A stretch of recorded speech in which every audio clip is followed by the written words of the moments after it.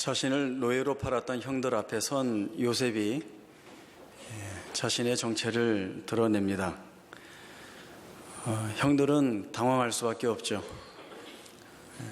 동생을 노예로 팔아먹고 오랜 세월 동안 잊고 있었는데 애굽의 총리가 되어서 자신들 눈앞에 서 있습니다. 형들은 동생의 보복이 있을 것이라 생각하기 때문에 두려워할 수밖에 없는 자리에 섰지만 그러나 요셉의 고백을 통하여서 그가 자신의 살아 지내왔던 인생을 어떻게 평하고 있는지를 보게 됩니다.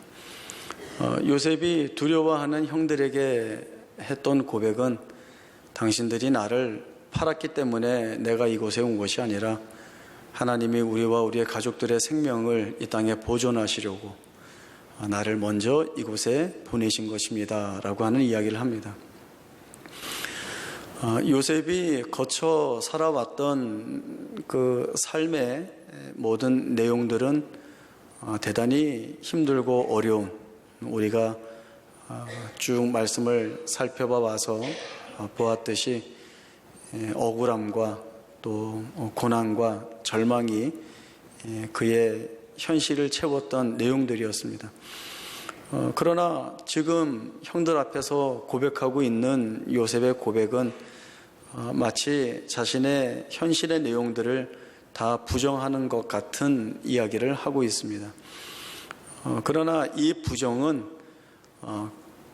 내가 했던 고난이나 어려움들은 다 없던 거야 라고 하는 의미가 아니라 보통 사람들이 보고 있는 고난이 아니었고 내가 넘어왔던 억울함이나 오해를 받고 모함을 받아서 수치를 당해야 되고 또 하나님이나 사람 앞에 잊혀졌던 그 모든 시간이나 상황들이 그렇게 불행하고 또 고난으로 끝날 수밖에 없는 그런 내용들이 아니었다라는 차원에서의 이해를 이 요셉이 하고 있습니다. 이제 이러한 요셉의 내용은 오늘 본문인 야곱의 내용을 통하여서 좀 더 명확하게 우리가 확인을 해볼 수 있습니다. 요셉이 아버지 야곱을 애굽으로 모셔오자 이렇게 이야기를 하고 이제 형들이 야곱에게 가서 요셉이 살아 있습니다. 애굽으로 갑시다 이렇게 이야기를 합니다. 죽었을 것이라고 생각했던 아들이 살아있다라고 하니까 다른 일 다 제쳐두고 이 사랑했던 아들, 한 번도 잊은 적이 없었던 이 아들을 만나러 애굽으로 가야겠다라고 하는 그러한 결정을 하고 모두가 출발을 하게 됩니다. 그러면서도 야곱의 마음 한켠에는 그가 하나님 앞에서 확인받고 싶은 질문이 있었던 것으로 보여집니다. 오늘 말씀을 보면 야곱이 브엘세바에 이르러서 하나님 앞에 희생 제사를 드리게 됩니다. 브엘세바라고 하는 것은 가나안 땅의 최남단에 있는 지역입니다. 이제 그 브엘세바를 넘어서게 되면 가나안을 떠나게 되는 것이고 이방 땅으로 들어가게 되는 것입니다. 야곱은 그 하나님의 약속을 지니고 자기의 평생의 삶을 살아오고 있는데 그 하나님의 말씀 속에서 늘 주어졌고 되풀이 되어졌던 말씀은 약속의 땅으로 돌아가라 라고 하는 것이었고 그 약속의 땅을 떠나지 말라는 것이었습니다. 그러나 지금 야곱은 이 약속의 땅을 떠나야 하는 처지에 서 있습니다. 그래서 이 질문이 자기 마음속에 있습니다. 하나님이 주신 이 약속의 땅을 지금 떠나도 되는가? 내가 다시 살아서 이 약속의 땅으로 돌아올 수 있겠는가? 그리고 또 하나는 아브라함과 이삭과 내게 주신 약속의 유업이 내게 이 땅을 떠남으로 인하여서 어떻게 되겠는가라고 하는 것입니다. 야곱이 지금 하나님 앞에 질문하고 있는 이 모든 질문의 중심에는 두려움이 있습니다. 하나님에게서 떠나는 것 같은, 약속에게서 떠나는 것 같은 이 일들로 인하여서 이제 내 생애가 어떤 자리로 가게 될까? 거기에서 내가 겪는 일들은 무엇일까라고 하는 일종의 두려움을 가지고 하나님 앞에 묻고 있는 것입니다. 이 야곱 앞에 하나님이 나타나셔서 주시는 첫 번째 말씀은 두려워하지 말라라고 하는 것입니다. 야곱이 가장 묻고 싶은 그 질문의 중심을 하나님이 꿰뚫어 보시고 처음으로 말씀을 주시는 것이죠. 두려워하지 말라. 그리고 그 이후에 주시는 말씀은 하나님이 창세기 28장에서 베델에서 야곱을 만나서 주셨던 그 말씀과 그 맥을 같이 하고 있습니다. 창세기 28장에서 베델에서 주신 하나님의 말씀은 내가 너와 함께 있어 너를 지킬 것이고 내 자손이 동서남북으로 편만하게 될 것이며 너를 이끌어 이 땅으로 다시 돌아오게 하겠다라고 하는 말씀을 주셨습니다. 그런데 지금 브엘세바에서 주시는 말씀을 보면 너는 애굽으로 내려가기를 두려워하지 말라. 내가 너와 함께 할 것이고 거기서 큰 민족을 이루게 하겠다. 그리고 반드시 너를 이끌어 이 땅으로 다시 돌아오게 하겠다라는 말씀을 주십니다. 베델에서 주신 이 언약의 말씀과 얼마나 똑같은지 모릅니다. 약속이 주어졌고 오랜 세월이 흘렀고 다시금 하나님 앞에서 받고 있는 이 말씀이 변하지 않고 있다라고 하는 것은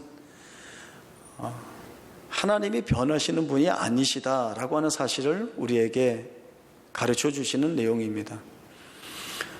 우리가 생각할 때에는 각 사람이 자기 생애에서 겪게 되는 일들이 각각 다릅니다. 누구에게는 어떠한 모양으로 또 다른 이에게는 어떤 다른 모양으로 그 경험되고 치르게 되는 일들이 다 각각의 모양이죠. 아브라함의 모양이 달랐고 이삭의 모양이 달랐고 야곱이나 요셉의 모양이 달랐습니다.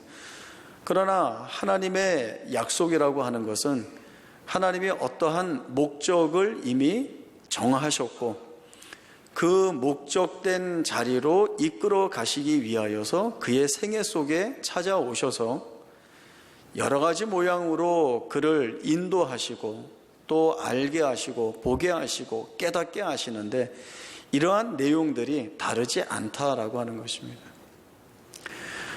하나님께서는 우리의 삶에 찾아오셔서 계획에 없던 일들을 만들어서 행하시거나 아니면 즉흥적으로 그 즉석 자리에서 무언가를 결정하셔서 일하시는 분이 아니라 앞서 말씀드린 대로 목적하신 일들이 이미 다 결정이 되어 있고 그리고 이 자리로 우리를 이끌어 가시기 위하여서 하나님이 유효하게 허락하시는 상황들이 있고 그에 대한 하나님 편에서의 요구하시는 반응들을 이끌어내시기 위하여서 그 사람을 만나시고 그를 어떤 여정을 통하여서 연단시키고 훈련시키심으로 인하여서 그가 겪는 일들은 분명히 힘들고 어렵고 이러한 현실 속에서 하나님의 약속이 이루어진다는 것을 내가 어찌 믿을 수 있겠는가라고 하는 한탄이나 원망을 쏟아낸다 할지라도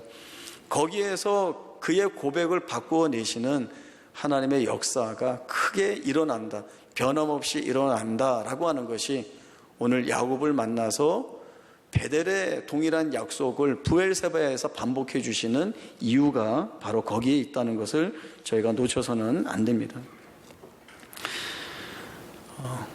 우리는 하나님의 목적하신 자리에 있다. 거기에까지 하나님께서 우리를 은혜로 이끌어 가신다라고 생각하면 우리가 즉각적으로 갖는 생각은 무엇인가 하면, 그러면 우리에게는 좋은 결과, 선한 내용들로 가득 채워진다라고 하는 생각을 하게 됩니다. 이 좋은 결과나 선한 내용들은 사실은 포장은 그렇게 되어 있지, 내가 원하는 것이죠. 내가 원하는 것들. 하나님의 약속이 내 안에 있습니다. 하나님이 나를 은혜로 인도하신다고 합니다. 그러면 내가 원하는 것들이 내 삶에서 다 이루어져야죠 라고 하는 그러한 마음들을 우리가 가지고 있습니다. 그래서 때로 우리의 삶 속에서 오는 우리가 감당할 수 없는 것 같은 고난이나 고통들이 오고 시련이나 환난들이 오고, 그로 인하여서 내가 버거워서 견딜 수 없고 무너지고 울고 비명 지르고 두려워하는 이 모든 일들은 잘못되어 있다라고 하는 생각을 분명히 갖죠. 딱 비교가 되지 않습니까? 내가 가지고 있는 소원이나 기대와 내 현실이 너무나도 다른 것. 그런 자리에서 우리가 느끼는 것은 하나님이 변하셨구나, 아니면 하나님이 일을 잘 못하시는구나, 또는 하나님이 왜 이렇게 하실까라고 하는 반발밖에는 생겨나지 않습니다. 그러나 앞서 말씀드린 요셉의 생애를 통하여서도 그가 분명히 살아왔던, 그리고 지내왔던 그 모든 현실의 내용들을 그가 마치 없는 것처럼, 아닌 것처럼 하나님의 약속에 근거한 고백을 하고 있단 말이죠. 무엇이 요셉을 이 고백하는 자리로 끌어왔는가라고 하는 것입니다. 그것은 요셉이 자신 안에서 목적하신 바를 이루어내시기 위하여서 변치 않는 능력과 모양으로 자신의 생애 속에 관여해 오신 하나님을 보았기 때문에, 그 하나님에 대한 깊은 이해를 가지고 있었기 때문에 그러한 고백을 할 수 있는 것입니다. 모두가 요셉에 대하여서 어떻게 형에게 팔릴 수 있는 그런 비극적인 일의 주인공이 되었는가? 너는 어떻게 열심히 살려고 했는데 모함과 오해를 받아서 감옥에 갇히게 되었는가? 하나님도 너를 잊은 것 같고 사람도 너를 잊은 것 같고 너에게서는 그 어떠한 희망이나 소망도 볼 수 없다라고 하는 판단이 그의 생애에 결론되어진 것 같은 그러한 자리에 이 요셉이 서 있습니다. 요셉도 그렇게 자기를 봤습니다. 하나님이 나를 버리셨구나. 나는 사람들에게 다 잊혀졌구나. 여기에선 그 무엇도 바꿔낼 수 없는, 그 무엇도 뒤집어낼 수 있는 조건들이 없다. 얼마나 울었겠고, 얼마나 억울해했겠고, 얼마나 한숨을 쉬었겠습니까? 그러나 그가 아픔을 토로하고 슬픔을 토로하고 한숨을 내쉬는 그 자리에 하나님이 찾아오셔서 변치 않는 하나님께서 무엇을 이루시기 위하여 일하시는지를 조목조목 보이셨고 깨닫게 하시는 은혜가 있었습니다. 그러한 과정이 아니고서는 요셉에게서는 이러한 고백을 전혀 우리가 들을 수 없습니다. 사람이 할 수 있는 고백이 아니라 하나님을 제대로 만나지 않고는, 하나님이 하시는 일들을 바로 보지 않고는 나올 수 없는 고백을 이 요셉이 하고 있기 때문에 하나님이 그를 만나셔서 그를 바꾸어 내셨다라고 하는 것은 자명한 내용입니다. 우리는 하나님의 이러한 인도하심에 대한 특별한 고백, 또 바른 고백을 가져야 됩니다. 그것은 하나님이 뜻하신 바를 끌고 나가신다는 것이죠. 그 하나님의 인도하심과 이끄심 속에는 하나님의 모든 능력과 하나님의 모든 지혜를 다 담아내셔서 행하시는 일이기 때문에 거기에는 오류가 있을 수 없고 실패가 있을 수 없고 잘못된 것이 있을 수 없다는 것입니다. 하나님이 전지전능하신 분이시고 또 창조주이시고 만물의 주인이시고 만유의 주이신데, 하나님이 무슨 일을 잘못하셔서 거기에 무슨 수정을 더해야 되거나 아니면 어떤 오류를 잡기 위해서 새로운 수단이나 방법들을 첨가해야 되는 일들이 있을 수 없습니다. 그런 하나님의 일하심이라고 할 때에 우리가 그 하나님을 깊이 이해하고 보게 된다면, 지금 내가 경험하고 있고 내가 처해져 있는 이 상황들이 하나님에게서는 어떠한 것으로 쓰여질까를 기대하는 그 고백이 바로 요셉의 고백, 그리고 하나님께서 두려워하지 말고 애굽으로 내려가라 했을 때에 정말 찬송하는 마음으로, 감사하는 마음으로 담대하게 내려갈 수 있는 야곱의 모습이리라 생각이 되어집니다. 남유다는 바벨론에 의하여서 주전 586년에 멸망하게 됩니다. 그러나 나라가 멸망하기 이전에 이미 바벨론은 남유다의 식민 정책을 펴고 있었습니다. 이제 남유다가 멸망당하는 것은 어렵지 않은 일입니다. 이미 바벨론의 지배 아래 들어가 있습니다. 바벨론 제국이 가지고 있는 식민 정책은 자기들이 정복한 나라의 유능한 인재들을 자기 나라로 데려다가 자기 나라의 국익에 도움이 되는 인물들로 삼는 것입니다. 그래서 여러 차례 나누어서 왕족이나 귀족들을 중심으로 해서 포로로 끌고 가는 일들이 있었습니다. 1차로 포로로 잡아갈 때에 다니엘과 또 사드락, 메삭, 아벳느고 이런 귀족들이 잡혀갔고, 두 번째에는 또 우리가 잘 알고 있는 에스겔이 여러 사람들과 함께 잡혀가기도 했습니다. 3차 때에는 일방 백성 가운데에서 또 잡혀가는 일들이 있었습니다. 포로로 잡혀갈 때에 이들이 한 생각은 무엇이었겠습니까? 하나님이 택하여 세운 나라가 왜 망했을까라고 하는 것이죠. 그리고 그 나라의 멸망에 대한 책임은 누구에게 돌리고 있겠습니까? 하나님이 망하게 하셨는데 왜 그러셨을까라고 하는 질문을 쏟아낼 수밖에 없고, 또 포로로 잡혀가는 자기의 생애에 대해서는 어떤 희망을 기대할 수 없는 절망 가운데에서 한숨을 쉬고, 또 알지 못하는 미래에 대하여서 암울한 마음을 가지고 가는 것 외에는 이들에게 없었습니다. 그러나 이들이 이 망할 나라를 하나님이 왜 세우셨을까라고 하는 자주 섞인 질문을 하는 그 시간, 그리고 포로로 잡혀가는 이제 내 생애에 어떤 희망이 있을까라고 하는 그 불안한 그 모든 시간 안에 하나님이 일하고 계시다라고 하는 것이죠. 나라가 망하고 내가 포로로 잡혀갔기 때문에 하나님이 하시던 일을 중단하거나 하나님이 내게 목적하셨던 일을 취소하거나 연기하신 것이 아니라는 사실입니다. 그때에도 그들이 원망하고 불평하고 한숨을 쉬고 그러는 그때에도 여전히 하나님이 그들의 생애를 주도하고 계시다는 것, 이 나라에 대하여 가지고 계신 하나님의 뜻을 무너뜨리지 않고 계시다는 것을 그 다음의 사건들로 인하여서 우리에게 확인을 시켜주고 있습니다.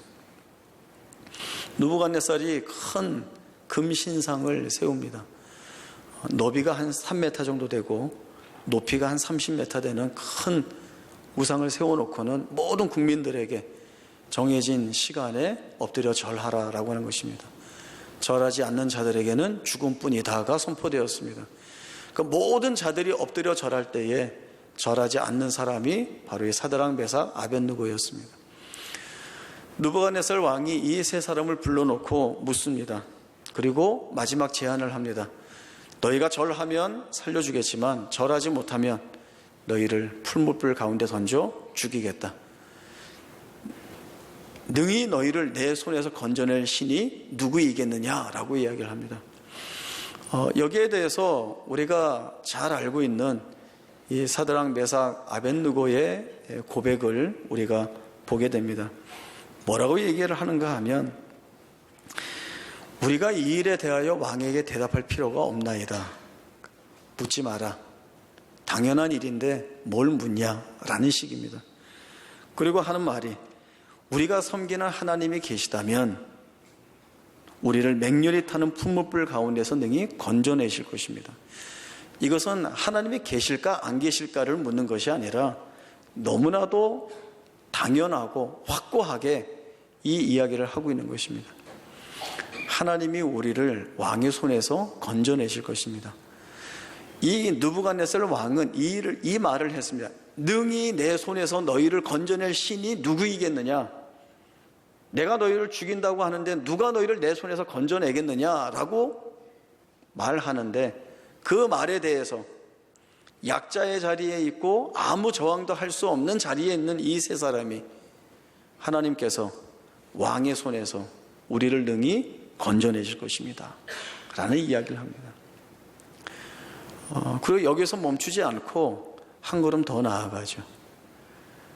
그 하나님이 그렇게 아니하실지라도 우리는 우상에게 절하지 않습니다. 왜냐하면 유일한 경배의 대상은 하나님 한 분이기 때문입니다. 사드락 메삭 아벳느고는 하나님이 이렇게 해 주실 것이기 때문에 우리가 이 말을 할 수 있다라고 생각해서 하나님이 능히 구해 주실 것입니다 이렇게 얘기한 것 아닙니다. 그렇죠? 왜냐하면 그 뒤에 고백이 있지 않습니까? 그렇게 하지 아니하실지라도 라고 하는 것은 하나님이 어떤 하나님이신지에 대한 깊은 이해, 그리고 그 이해와 깨달음에서 항복을 한 믿음을 가지고 있지 않고서는 할 수 없는 고백입니다. 왜냐하면 그렇게 하지 아니하실지라도 라고 하는 것은 하나님이 나를 버리셔도, 하나님이 나를 외면하신 것처럼 하셔도, 하나님이 나를 죽는 가운데 내버려 두셔도 나는 이 하나님을 신뢰합니다. 나는 이 하나님 놓지 않습니다 라고 하는 것이 이 사드락 메삭 아벳느고의 고백입니다. 힘들죠.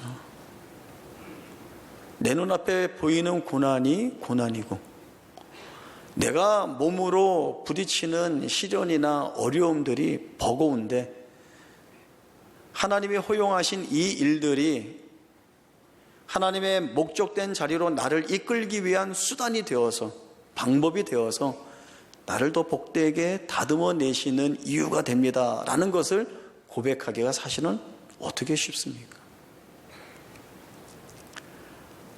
하나님을 만나서 그 하나님이 우리의 심령 가운데 내가 너희를 책임진다, 나는 변치 않는 하나님이다, 두려워하지 말아라 라고 하는 이 확고한 말씀을 주시고, 그 확고하게 주신 말씀에 대하여서 아멘, 그렇습니다, 하나님은 그렇게 일하시는 하나님이시죠.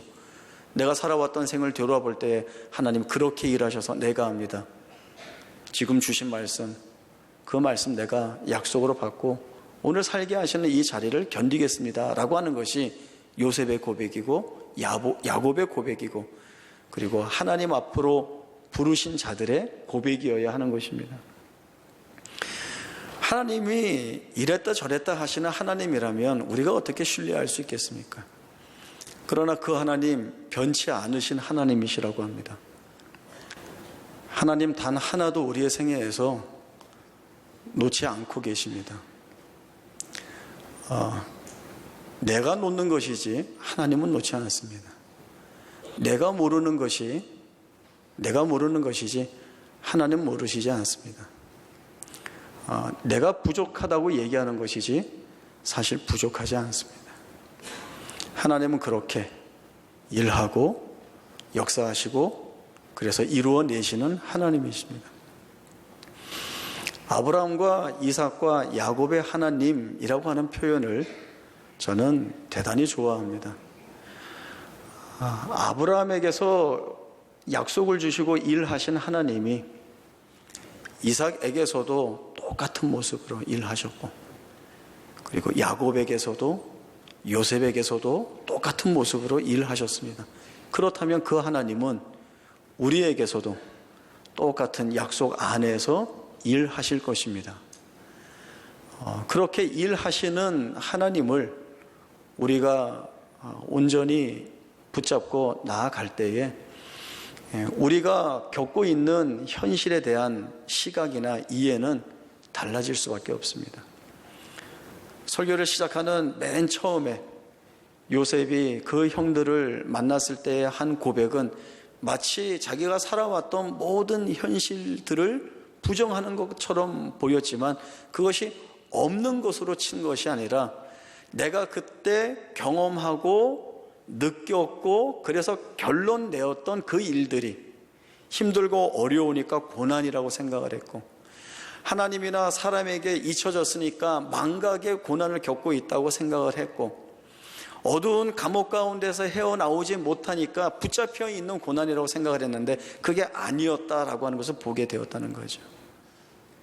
그 갇혀있음도, 그 잊혀짐도, 그 아픔도 결국은 하나님의 일을 이루어가는 일의 수단으로, 방법으로, 내용으로 다 쓰임받았다는 것을 이 요셉이 보게 된 것 아닙니까? 그와 같은 믿음의 시각이 오늘 우리에게 있어야 합니다. 그리고 이 믿음의 시각과 고백이 오늘 내가 겪고 있는 알 수 없는 것 같은 왜 이런 일들이 왜 내에게서 왜 나한테 라고 하는 이 질문에 답이 됩니다. 하나님이 바꿔 쓰시겠답니다. 내가 일하니 두려워하지 말라고 하십니다. 이 하나님의 말씀 앞에 순종하는 우리라면 버거움이나 고난과 고통에 따른 하소연이나 눈물보다는 여기에서 하나님이 어떻게 바꾸어내시고 일하실까라고 하는 기대를 가지고 그 살게 하시는 하루하루를 견뎌내는 것이 하나님이 나를 아브라함으로 삼으시는 것이고 이삭과 야곱과 요셉으로 삼으시는 길임을 기억해야 합니다. 이 자리로 우리 모두가 함께 나아갈 수 있기를 바랍니다.